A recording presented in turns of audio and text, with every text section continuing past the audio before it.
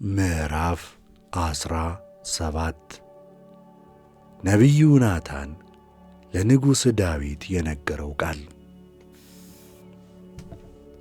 እንዲህም ሆነ፣ ዳዊት በቤቱ ተቀመጠ። በተቀመጠም ጊዜ ዳዊት ነቢዩ ናታንን፣ እነሆ ከዝግባ በተሠራ ቤት ተቀምጫለሁ፣ የእግዚአብሔር ቃል ኪዳን ታቦት ግን በመጋረጃዎች ውስጥ ተቀምጣለች አለው። ናታንም ዳዊትን፣ እግዚአብሔር ካንተ ጋር ነውና በልብህ ያለውን ሁሉ አድርግ አለው።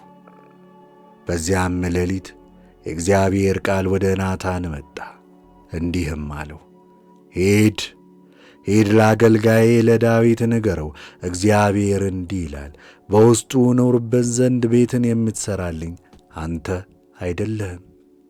ሕዝቤን እስራኤልን ከግብፅ ምድር ካወጣሁበት ቀን ጀምሮ እስከ ዛሬ ድረስ በድንኳንና በማደሪያ ኖርሁ እንጂ በቤት ውስጥ አልኖርሁም። ከእስራኤል ሁሉ ጋር ባለፍኩበት ስፍራ ሁሉ ስለ ምንም ቤት ከዝግባ እንጨት አልሠራችሁልኝም ብዬ ሕዝቤን ይጠብቅ ዘንድ ከእስራኤል ፈራጆች ላዘዝኩት ለአንዱ በውኑ ነግሬአለሁን?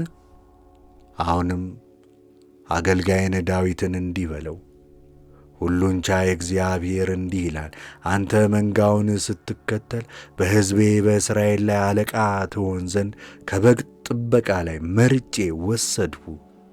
በሄድህበትም ሁሉ ካንተ ጋር ነበርኩ፣ ጠላቶችህንም ሁሉ ከፊትህ አጠፋሁ። በምድርም ላይ እንዳሉ እንደ ታላላቆቹ ስም ለአንተ ስምን አደረግሁ። ለእግዚአብሔር ለሕዝቤም ለእስራኤል ስፍራ አደርግለታለሁ፣ በዚያም እተክለዋለሁ፣ በስፍራውም ይቀመጣል፣ ከዚያም በኋላ አይናወጥም። የኀጢአትም ልጆች እንደ ቀድሞ አያስጨንቁትም። በሕዝቤም በእስራኤል ላይ ፈራጆችን ካስነሣሁበት ጊዜ ጀምሮ ጠላቶችህን ሁሉ አዋርዳቸዋለሁ፣ አንተንም ከፍ ከፍ አደርግሃለሁ።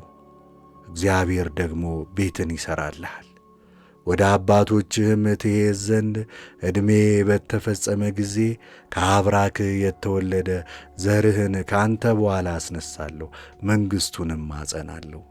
እርሱ ቤትን ይሠራልኛል፣ ዙፋኑንም ለዘላለም አጸናለሁ። እኔም አባት እሆነዋለሁ፣ እርሱም ልጄ ይሆነኛል። ከአንተ አስቀድሞ ከነበሩት እንዳራቅሁ ምሕረቴን ከእርሱ አላርቅም። ለቤቴም ታማኝ አድርገዋለሁ፣ መንግሥቱንም ለዘላለም ነው፣ ዙፋኑም ለዘላለም ይጸናል። እንደዚህ ነገር ሁሉ እንደዚህም ራእይ ሁሉ ነቢዩ ናታን ለዳዊት ነገረው። ንጉሡም ዳዊት ገባ፣ በእግዚአብሔር ፊት ተቀምጦ እንዲህ አለ፣ አቤቱ አምላኬ ሆይ ለዘላለም የወደድኸኝ እኔ ማን ነኝ? ቤቴስ ምንድን ነው? አምላክ ሆይ ይህ በፊትህ ጥቂት ነበረ፣ ስለ አገልጋይህ ቤት ደግሞ ለሩቅ ዘመን ተናገርክ። እንደ አንድ ባለ ማዕረግ ሰው ተመለከትከኝ። አቤቱ አምላክ ሆይ ከፍ ከፍ አደረግከኝ። አንተ ባሪያህን ታውቀዋለህና ለባሪያ ስለተደረገው ክብር ዳዊት ጨምሮ የሚለው ምንድን ነው? እንደ ልብህም ይህን ታላቅ ነገር ሁሉ ለእኔ አደረግ።